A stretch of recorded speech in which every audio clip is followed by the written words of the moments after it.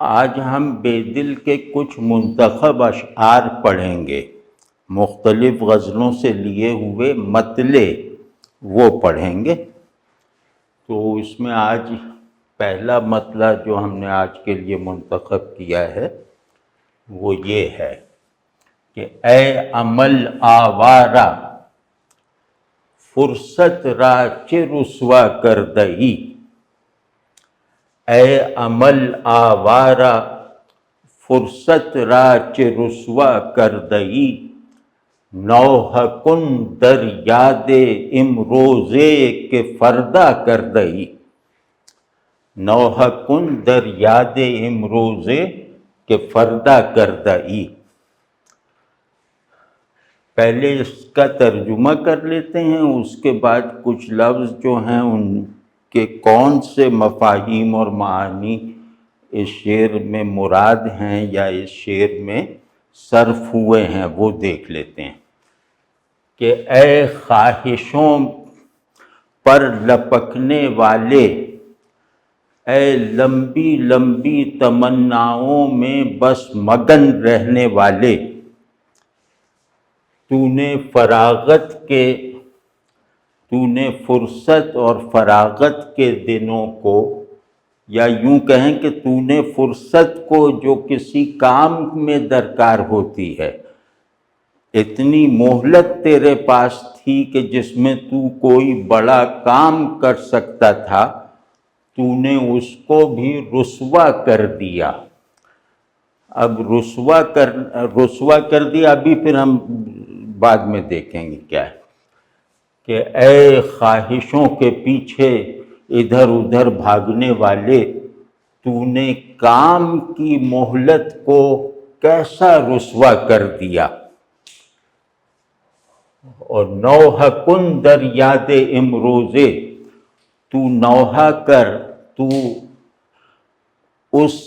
آج کی یاد میں رو، اور نوحہ کر آج کی یاد کو یعنی آج کی یاد پر شرمندہ ہو اور اس پر نادم ہو، اس پر غمگین ہو کہ فردا کردئی، کہ آج کیا، وہ آج جسے تو نے آنے والا کل بنا رکھا ہے اس کو یاد کر، اور نوحہ کر کہ تو نے کتنی بڑی جو اوپننگ تھی، کتنی بڑی مہلت کار تھی جس میں تو بہت سے کام کر سکتا تھا، اس کو تو نے کل پر ٹال دیا۔ تو اس میں مطلب معانی فلسفیانہ نہیں ہیں، جیسے کہ بے دل کا عام شعار ہے کہ وہ آبجیکٹ کی تجرید کیے بغیر اور تضادات کا ایک مجرد سنتھیسس بنائے بغیر کم بات کرتے ہیں۔ تو اس میں اس طرح کی بات نہیں ہے، مطلب جو سب کے ہندی کی مشہور اور وہ پیچیدگی، خیال کی جو پیچیدگی سب کے ہندی کا خاصہ ہے، وہ اس میں کسی قدر تو موجود ہے، لیکن وہ پیچیدگی ذہنی نہیں ہے بلکہ تخیل میں ڈالی جانے والی کچھ گرہیں ہیں۔ تو اب اس میں ہم پہلے دیکھتے ہیں کہ جو اس شعر کے اہم الفاظ ہیں ان کے مفاہیم اس شعر میں کیا ہیں۔ ایک ہے عمل، دوسرا آوارہ، اور پھر دونوں اکٹھے ترکیب کی صورت میں، اور رسوا اس کو بھی ذرا کھولنا چاہیے، اور امروز اور فردا ان کو ملا کر دیکھنا چاہیے۔ تو ان میں سے کوئی بھی لفظ مشکل نہیں ہے، مطلب ایک بھی لفظ اس میں ایسا نہیں ہے کہ متوسط درجے کا قاری اس میں لغت کھولنے کی ضرورت محسوس کرے، لیکن چونکہ بے دل کے یہاں جیسے انفرادیت ایک مستقل رو کی طرح چلتی رہتی ہے. وہ جو بھی کہیں گے اس میں انفرادیت کا عنصر ضرور داخل ہوگا. بے دل کی بات چاہے پہلے 100 لوگوں نے کہہ رکھی ہو، لیکن اس بات کو جب بے دل کہیں گے تو ممکن ہے کہ اس کا مفہوم وہی ہو جو 100 مرتبہ پہلے بیان کیا جا چکا ہے، لیکن الفاظ میں کوئی ایسی چیز ضرور ہوگی جس کی بنیاد پہ ہم کہیں گے کہ اس لفظ کا یہ معنوی امکان یا اس لفظ میں معنی دینے کا یہ زاویہ بے دل سے ہمیں پتہ چلا ہے. تو وہ ہم دیکھتے ہیں وہ کیا ہے. عمل جس کی جمع اعمال ہے، یہ ایک ہمارے یہاں مذہبی اصطلاح کے طور پر رہنے کی وجہ سے اس کے مفہوم میں ایک نیگیٹیوٹی ہے، یعنی یہ ایک بری چیز ہے. اس کا مطلب تو خواہش ہے، تمنا ہے اور امید ہے، اور اس کا خاصہ یہ ہے کہ یہ ذہن کو معوف رکھتی ہے اور جو عمل کو جو ہے وہ معطل رکھتی ہے. اور اس کا جو شکار ہے یا ہماری تہذیبی سیاق و سباق میں، دینی پرسپیکٹو میں جو اس کا مریض ہے، وہ کاہل ہوگا، وہ بے عمل ہوگا، وہ انٹروورٹ ہوگا، وہ خود غرض اور بے حس ہوگا، اور وہ دنیا کے کسی کام کا تو ہوگا ہی نہیں، خود اپنے لیے بھی ناکارہ ہوگا. تو عمل اس خواہش کو کہتے ہیں جو کبھی پوری نہیں ہوتی، لیکن وہ خواہش رکھنے والا ہمیشہ یہ اس یقین میں رہتا ہے کہ ابھی پوری ہوتی ہے، کل پوری ہو جائے گی، سال بعد پوری ہو جائے گی. تو خواہش اور اس کے درمیان جو خواہش کی تکمیل اور اس کی خواہش کے درمیان جو فاصلہ ہوتا ہے پہلے دن سے، وہ فاصلہ اس آدمی کی موت تک برقرار رہتا ہے. تو یعنی کہ طبیعت کی رغبتیں بعض مرتبہ حقیقت پسندانہ ہوتی ہیں، آدمی کی بعض خواہشات وہ گویا اسباب کی منطق کے مطابق ہونے کی وجہ سے ان کے بارے میں جیسے یہ اندازہ لگانا ممکن ہوتا ہے، آسان ہوتا ہے اور صحیح ہوتا ہے کہ فلاں خواہش کب پوری ہو سکتی ہے، کیسے پوری ہو سکتی ہے. تو یہ آدمی جو ہے یہ کیسے کا سوال جو ہے وہ اپنے اندر سے نکال دیتا ہے. یہ مطلب کہ مجھے شراب سے پانی پینا ہے، اس کی خواہش اس طرح کی ہوتی ہے، اور یہ اس سوال کو نظر انداز کر دیتا ہے کہ شراب میں پانی ہوتا ہی نہیں تو وہ اس سے سیراب کیسے ہوگے. تو ایک طرح سے خود کو دھوکہ دیتا رہتا ہے، اور انسانوں کی جو حقیقی پن رکھنے والی خواہشات، امیدیں اور آرزویں ہوتی ہیں، ان میں یہ شخص جو ہے وہ ایک ملاوٹ کر دیتا ہے، انہیں غیر حقیقی بنا دیتا ہے، اور خواہش کی تکمیل کا جو مرکزی سبب ہوتا ہے، یعنی کوشش اور عمل اور غور و فکر، یہ وہ سارے ذرائع جو ہیں وہ بند کر دیتا ہے ہمیشہ کے لیے، اور ایسا بن جاتا ہے کہ راستہ خود ہی چلنے لگے گا اور میں کھڑا کھڑا منزل پہ پہنچ جاؤں گا. تو یہ سب اس میں مطلب عمل کے لفظ میں ہیں. اب اس میں دوسرا لفظ ہے، پہلے اس لفظ کو الگ سے کھولتے ہیں، بعد میں اس مرکب کا ہم مطلب دیکھیں گے، اس میں بے دل کی انفرادیت پتہ چلے گی۔ آوارہ کہتے ہیں ادھر ادھر پھرنے والے کو۔ آوارگی میں حرکت ضرور ہوتی ہے، تو وہ چاہے خیال کی حرکت ہو، یعنی خیال کا انتشار، یہ آوارگی ہے، اور یا یہ کہ کبھی ادھر جانا کبھی ادھر دوڑنا اور کچھ پتہ نہیں ہے کہ مجھے جانا کہاں ہے، تو اس کو بھی آوارگی کہیں گے۔ تو حرکت بہرحال اس میں ہوتی ہے، پریشانی اور انتشار والی حرکت، یعنی چیزیں ایک دوسرے کے ساتھ جو نسبتیں رکھتی ہیں وہ نسبتیں ٹوٹنے کی حرکت، چیزوں کا ایک دوسرے سے دور ہو جانے کا واقعہ۔ تو آوارہ کا دوسرا مطلب یہ ہے کہ جو کسی طرف یکسو نہ ہو، یعنی چلو ایک ہی خواہش پال لی تو اسی کی طرف یکسو ہو جائے،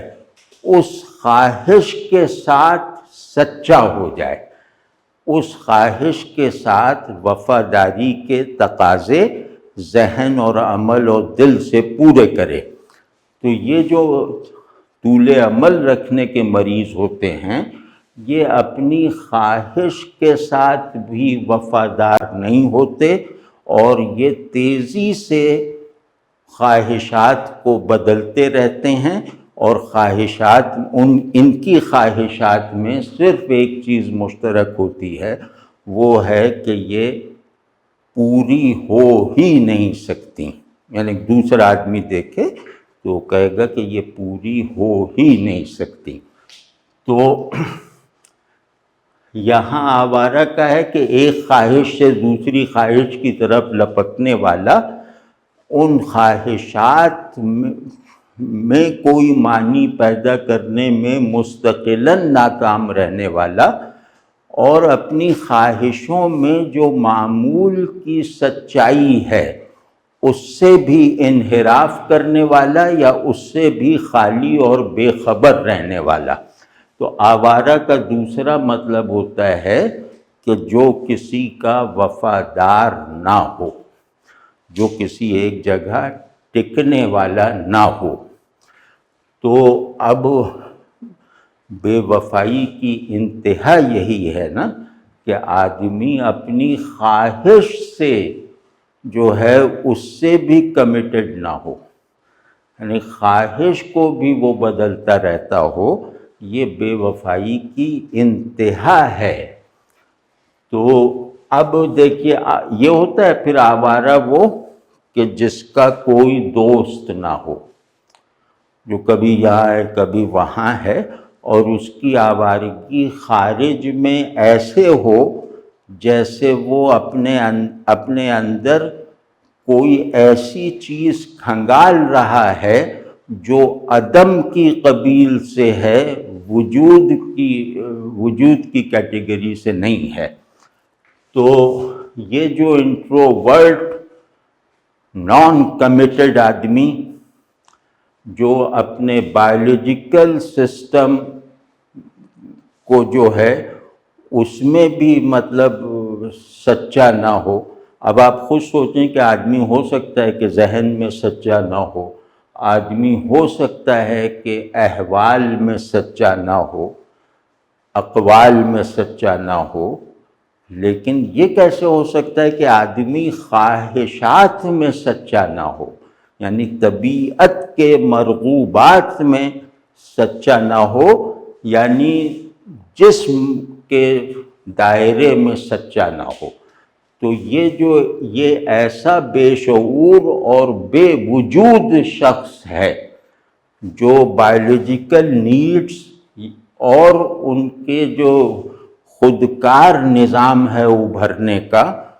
اس سے بھی سچا نہیں ہے، اس سے بھی متعلق نہیں ہے، اس کی خواہشات بھی مصنوعی ہیں اور کسی ضرورت کے بغیر ہیں، کسی بھی رغبت سے خالی ہیں۔ تو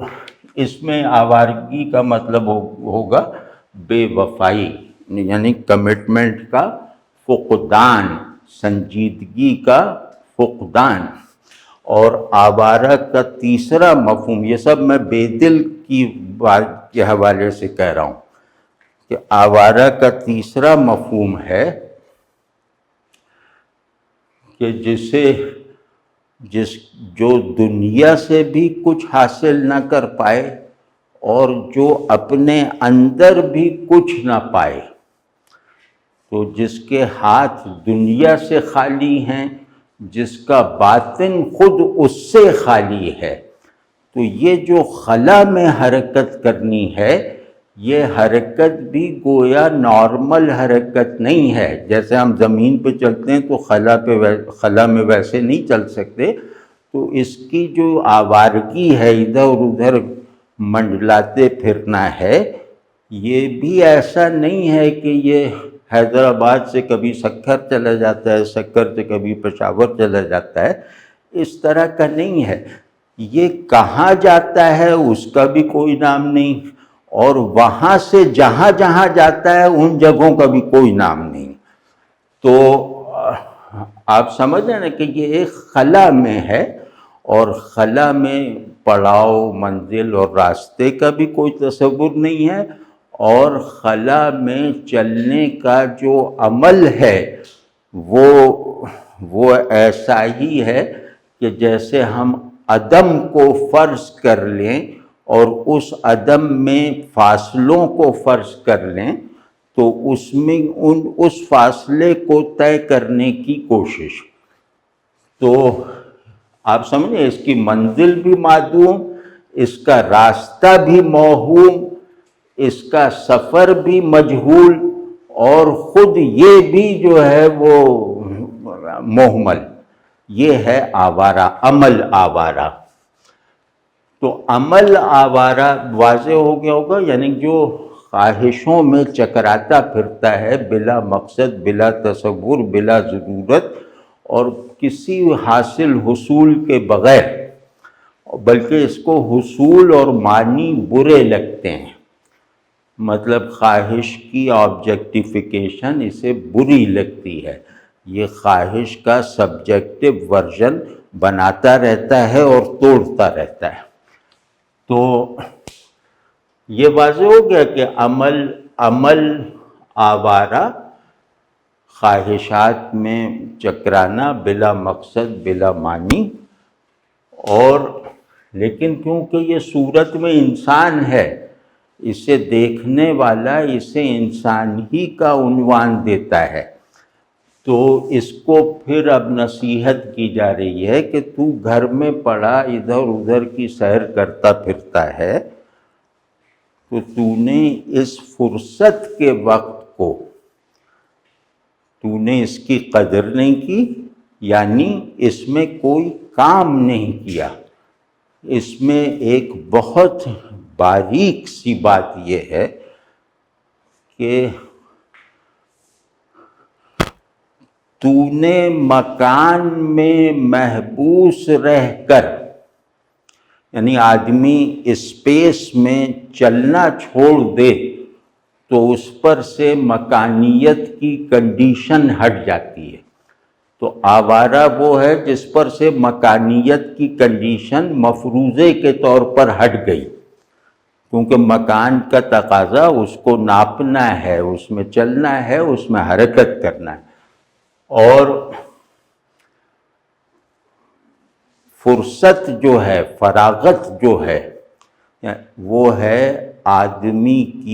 آدمی پر سے وقت کی قید کا ہٹ جانا۔ اس کا مطلب یہ ہوا کہ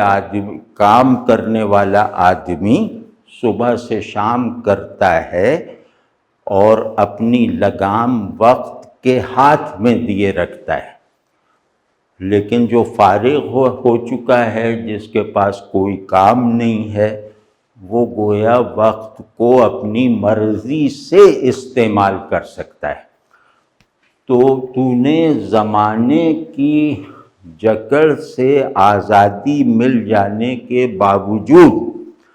تو نے زمانے کو اپنے سے ہم آہنگ رہنے کی اپارچونٹی حاصل ہو جانے کے باوجود اس کی قدر نہیں کی۔ نہ تو نے مکان اور آدمیت کے تعلق کی قدر کی، نہ تو نے زمان اور انسانیت کے ربط میں پیدا ہو جانے والی اوپننگ میں داخلے کی کوشش کی،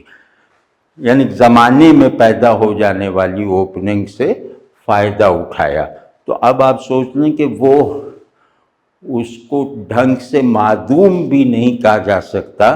جو وقت اور مکان کے ساتھ تعلق اور ضروری نسبتوں کا شعور اور اس شعور کی روشنی میں عمل اور خواہشات وغیرہ نہ ترتیب دیتا ہو۔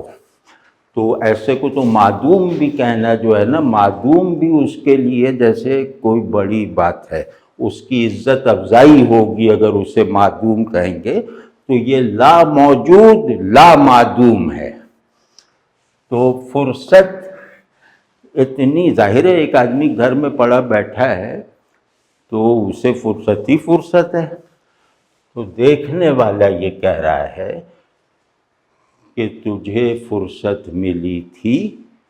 تجھے زمانے کی سواری کرنے کا موقع ملا تھا، تجھے زمانے کو ایک پہلو سے ہیومنائز کرنے کی مہلت ملی تھی، تو نے اس کا حق ادا نہیں کیا، اور تو نے اسے یعنی کہ فرصت کو رسوا کر دیا۔ تو اب یہ رسوا جو ہے، فرصت کو رسوا کرنا، یہ بے دلی کا روزمرہ ہو سکتا ہے۔ مطلب یہ ہم فارسی زبان کا یہ انداز نہیں ہے کہ وہ کسی حالت کو یعنی کسی سچویشن کو جو ہے وہ رسوا یا خوشنام وغیرہ کہا جائے۔ تو یہ بے دل ہیں جنہوں نے فرصت اور رسوائی میں نسبت پیدا کر دی ہے۔ تو یعنی اب ہاں میں رسوا کی کر دوں۔ رسوا کہتے ہیں کسی کی ناموس کو مجروح کرنا۔ رسوائی کا مطلب ہوتا ہے کہ بے ناموس ہو جانا۔ ناموس کہتے ہیں جوہر وجود کو، یعنی کہ جو کسی بھی چیز کا سب سے حساس، سب سے گہرا، سب سے مستقل اور سب عناصر پر غالب عنصر ہوتا ہے، اسے کہتے ہیں ناموس، عزت، حرمت۔ تو نے فرصت کیا ہے؟ زمانے اور انسان کے اتحاد کا موقع، زمانے کے اندر انسان کے مطالبات کی قبولیت کا مرحلہ، تو نے اس مرحلے کو ضائع کر دیا۔ تو اس کا مطلب ہے کہ یہ جو فرصت ہے، جس کو عام طور پر ایک بڑا محرک عمل سمجھا جاتا تھا، جسے عام طور پر انسان اپنے ہونے کو ہونے کی دیگر اقسام پر غالب کرنے کے لیے استعمال کرتا تھا، تو نے اس کو برباد کر دیا، اسے رسوا کر دیا، یعنی اس کے جوہر اصلی کو کل کر دیا۔ تو رسوائی کہ صورت سب لوگوں کی نظر میں آ جائے، لیکن وہ صورت فرشتے کی تھی، تو اس میں سے ملکوتیت کا جوہر نکال کر ابلیسیت پیدا کر دی۔ تو اب وہی چہرہ جیسے فرشتے کا چہرہ ابلیس کے چہرے کے طور پر مشہور ہو گیا۔ تو اس کو کہتے ہیں رسوائی۔ اور دوسری جو بات ہے وہ یہ کہ رسوا، اس رسوائی وہ وصف ہے کہ یہ اگر کسی کے حصے میں آ جائے تو لوگ اس سے دور بھاگتے ہیں۔ تو دوسرا یہ کہ آوارہ کی نسبت سے رسوا دیکھیے گا یہ بھی دور بھاگنا ہے، یہ بھی دور بھگانا ہے۔ تو نے فرصت کے وقت کو ایسا بنا دیا ہے کہ لوگ فرصت سے دور بھاگنے لگے ہیں۔ آپ سمجھ گئے نا، یعنی فرصت کو بھیانک سمجھنے لگے ہیں تیری وجہ سے۔ تو واضح ہے نا یہ بات۔ اب یہ سادہ شعر ہے، یہ اخلاقی شعر، جیسے یہ اخلاقی مصرع سا ہے۔ پورا شعر جیسے اپنے مفہوم اور اپنی کیفیت میں اخلاقی ہے۔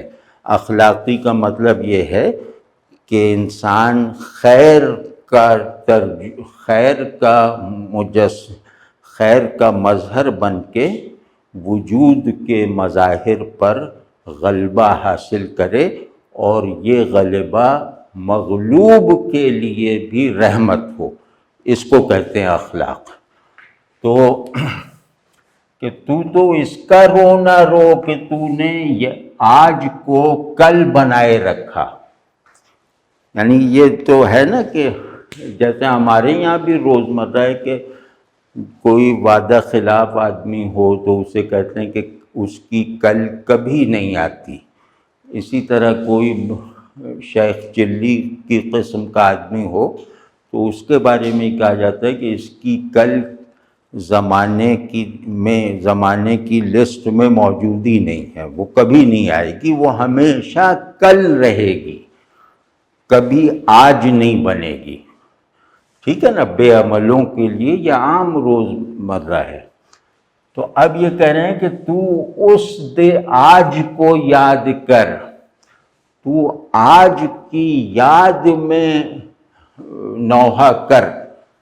جسے تو نے ہمیشہ کل بنائے رکھا، آنے والی کل بنائے رکھا۔ تو یہ سادہ ہے کہ تو نے امروز کی قدر نہیں کی، اور تو نے ایسی خواہشات جن کی تکمیل کا دن آ ہی نہیں سکتا، انہیں گویا اپنا موضوع بنائے رکھا، خود انہیں سمجھے بغیر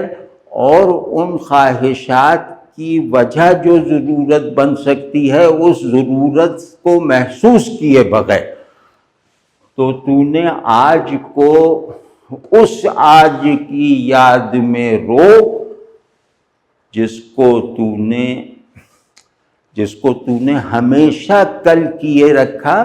یعنی اس کی یاد میں رو جس میں تو کبھی موجود ہی نہیں رہا۔ تو اب آپ سمجھے نا، اس میں بے دل کی انفرادیت یہ کہ وہ کہہ رہے ہیں کہ یہ امروز جو ہے یہ یوم وجود ہے۔ سمجھ رہے ہیں نا، امروز میرا ہونا امروزیت کا حامل نہ ہو تو وہ مفروضہ ہے، وہ واہمہ ہے۔ تو نے امروز کا انکار کر کے خود کو مہمل بنائے رکھا، تیری خواہشات بھی بے معنی، تیرے ذہن بھی جہل میں مبتلا، اور تیرا ہونا بھی جو ہے وہ ایسا مہمل اور لغو رہا کہ نہ ہونا بھی اسے قرار دینا گویا اس کو بلا وجہ کی عزت دینا ہے، جیسے میں نے پہلے عرض کیا۔ تو اب واضح ہوگا نا، فردہ آنے والا کل۔ تو اب اس کو یہ کہہ رہے ہیں عمل آوارہ کو، عمل آوارہ نے ان سے کچھ نہیں، کوئی شکایت تھوڑی کی ہے۔ تو جب اس نے کچھ کہا ہی نہیں ہے تو اسے یہ نصیحت کیوں کی جا رہی کہ نوحہ کن؟ یا تو وہ روتا پیٹتا ان کے پاس آیا ہو کہ میری کوئی خواہش پوری ہی نہیں ہوتی، تو یہ کہیں کہ خواہشوں کو خواہشات کے پورا نہ ہونے پر مت رو، اگر رونا ہی ہے، اگر نوحہ خوانی ہی کرنی ہے تو پھر اس آج کو یاد کر کے نوحہ پڑھ جسے تو نے ہمیشہ کل بنائے رکھا۔ تو اب اس کا کیا مطلب ہے کہ آج یعنی لوکیل آف ایگزسٹنس، یہ جو ہے یہ اس میں رہا ہی نہیں، تو اس میں نہ رہنے کی وجہ سے یہ خود بھی مہمل، اس کی خواہشات بھی مہمل، اور اس کا جو کل ہے وہ بھی عدم کی جنتری میں لکھا ہوگا، وجود کی تقویم میں وہ کہیں نہیں ہے۔ تو یہ جناب شعر کا وہ ہو گیا، مطلب اس شعر پر گفتگو ہم نے اس وقت مکمل کر لی۔